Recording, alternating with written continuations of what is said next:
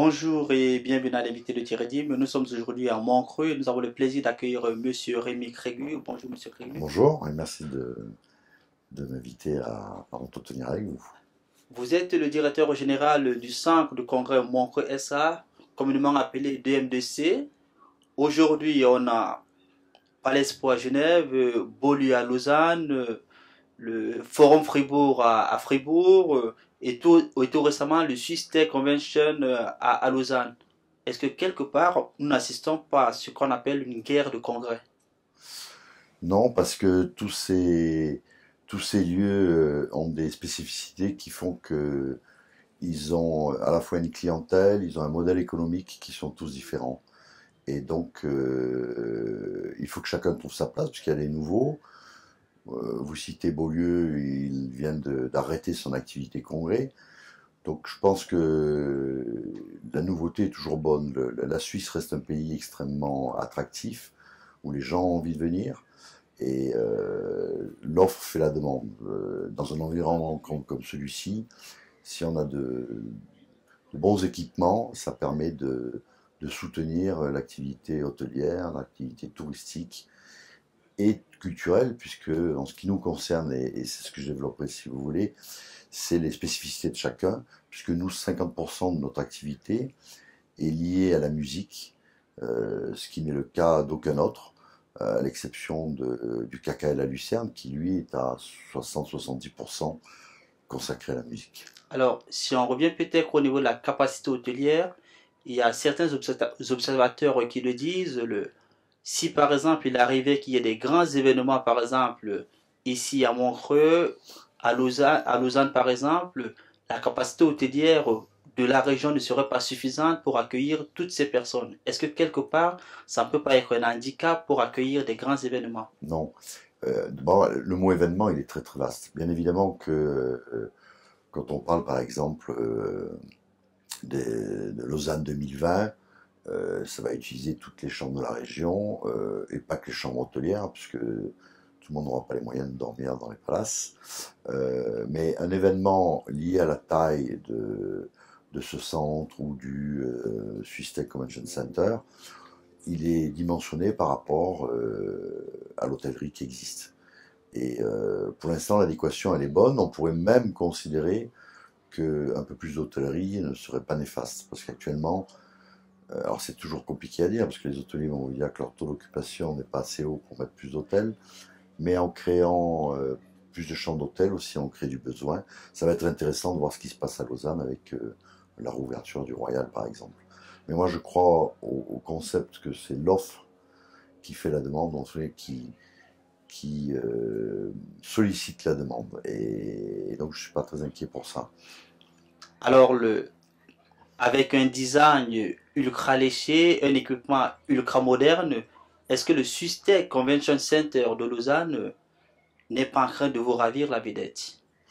Non, d'abord, on n'a pas la prétention d'avoir eu la vedette. On l'a sur certaines activités. Effectivement, l'année prochaine, ça sera le 50 ans du Montreux Jazz Festival. Ça se passe ici et ça, personne ne peut nous l'enlever. Donc, c'est une particularité qui nous donne une notoriété mondiale qui est certes enviée par beaucoup de monde. Mais c'est pas que le Montreux Jazz Festival. Dans les pays francophones, vous voyez le Montreux Comédie Festival qui passe sur toutes les chaînes francophones dans une cible 25, 18-25 ans. Les gens connaissent plus Montreux par le Montreux Comédie Festival que par De Montreux Jazz. Montreux Jazz dans un pays francophone, bien évidemment. Alors, on sait par exemple que ce palais a accueilli beaucoup de célébrités. Pour vous, quelle est la belle expérience que vous gardez de ce lieu? Ah, alors, d'abord, ben, ça fait 10 ans que je suis là, donc comme on fait à peu près 80 événements par an, c'est dur de choisir. Mais évidemment, il y a ces deux volets. Il y a l'aspect plutôt conférence, congrès, événement. Et là, c'est sans aucun doute le sommet de la francophonie, Mm. parce que ça a été une aventure humaine assez incroyable, avec une prise de décision qui était quasiment en décembre, janvier pour octobre l'année d'après.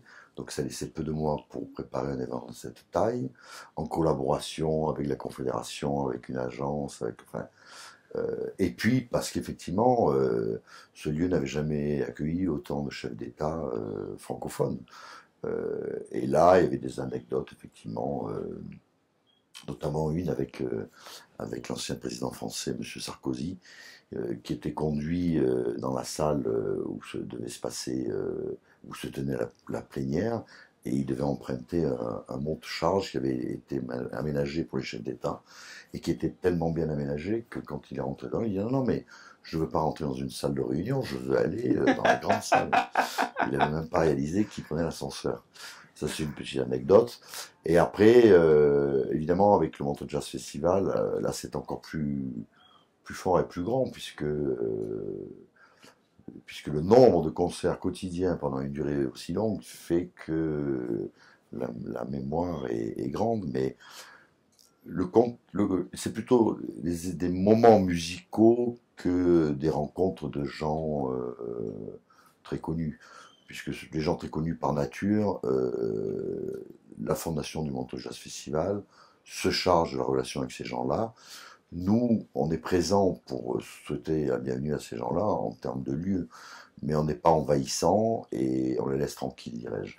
Mais ça permet de belles rencontres. Vous croisez dans un couloir un Sting qui est quelqu'un d'abordable à qui vous pouvez parler, des artistes en devenir qui n'étaient pas connus il y a 5 ans et qui le sont maintenant, une Mélodie Gardot qui est revenue plusieurs fois et qui vous reconnaît, qui vous fait la bise. C'est effectivement, on crée des liens, on crée des relations. Merci Monsieur Crégou pour ces explications. Mais c'est un grand plaisir. Quant à vous, nous vous donnons rendez-vous très prochainement avec un nouvel invité. Au revoir.